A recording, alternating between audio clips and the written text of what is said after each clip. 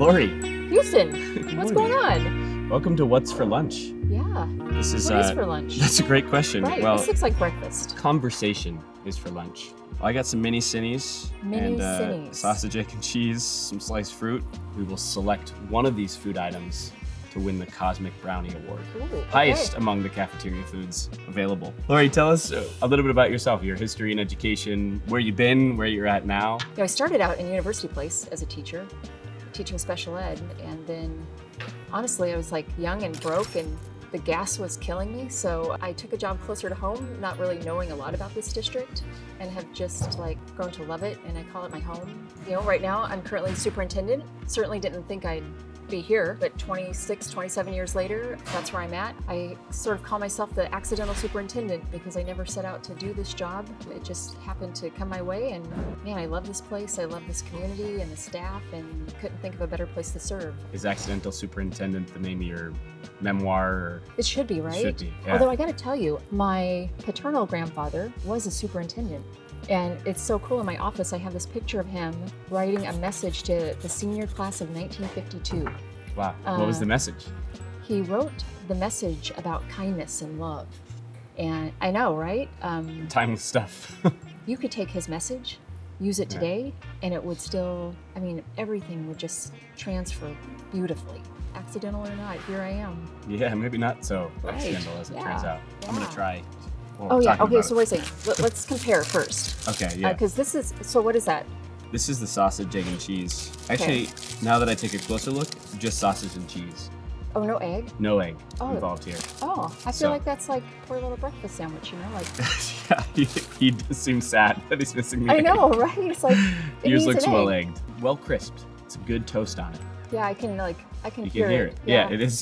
This is I the can official hear it. test of a good English muffin. We have great Spiciness. cooks, right? Yeah. Our cafeteria staff, they're amazing.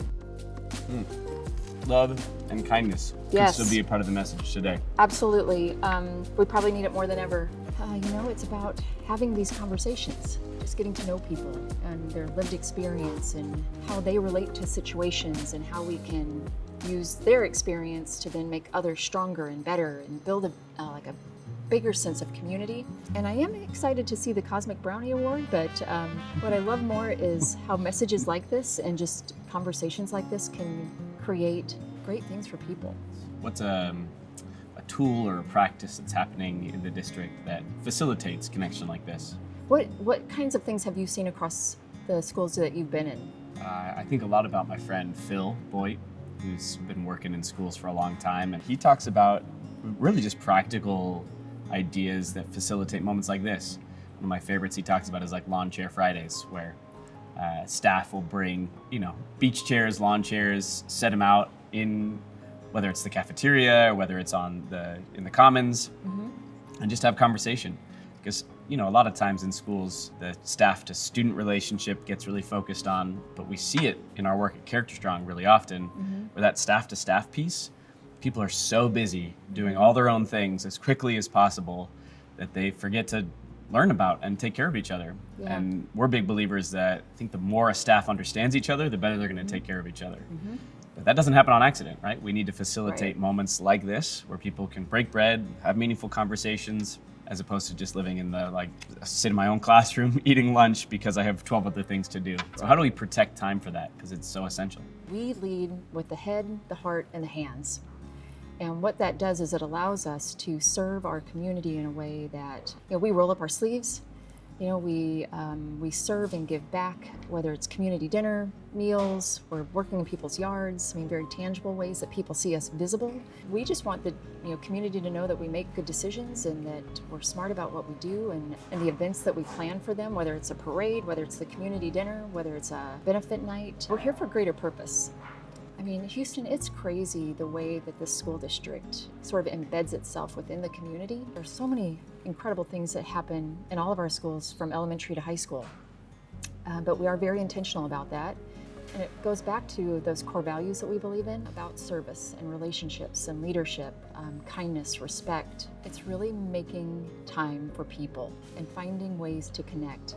And what I love about our schools is when you asked me that question, I thought, gosh, where do you start? I think of these like concentric circles where every teacher has different ways they connect with their students. Then principals have different ways they connect with their students and staff. And then the district office, we have different ways that we connect with each other. And then we connect with the community at large, but it really goes back to the heart and our core values. I'm going to try this egg. It's time. I have a spoon and a fork. Not bad. That's good. Yeah. Nice.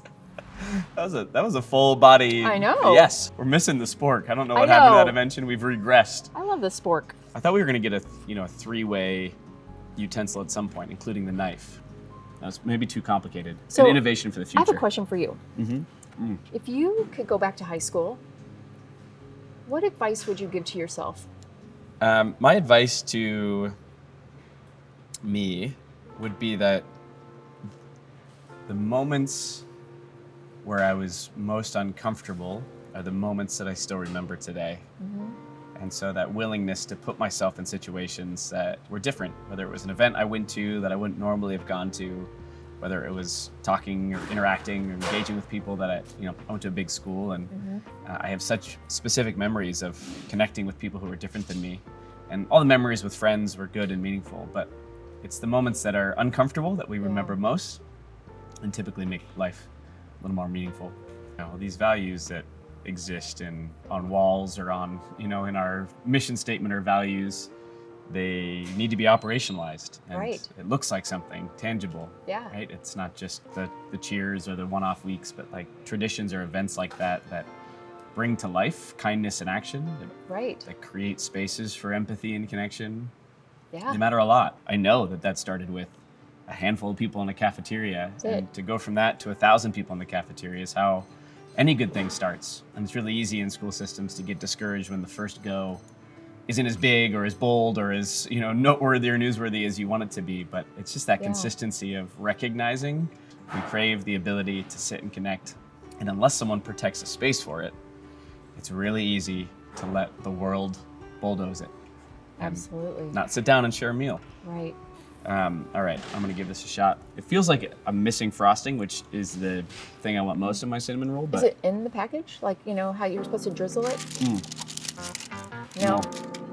We have a decision to make, Laurie, which is who to award the Cosmic Brownie to. I almost think it's the sausage. I think it's the sausage. It's a little hearty, right? It's hearty, it's spicy. The bun around it does a lot, don't get me wrong. Yeah. The sausage itself, this is it. I think it's the winner. This here, Cosmic Brownie Award winner. There we go. That's what's for lunch, Laurie. Thanks so much for joining me today. Yeah, of course. Thanks for having me.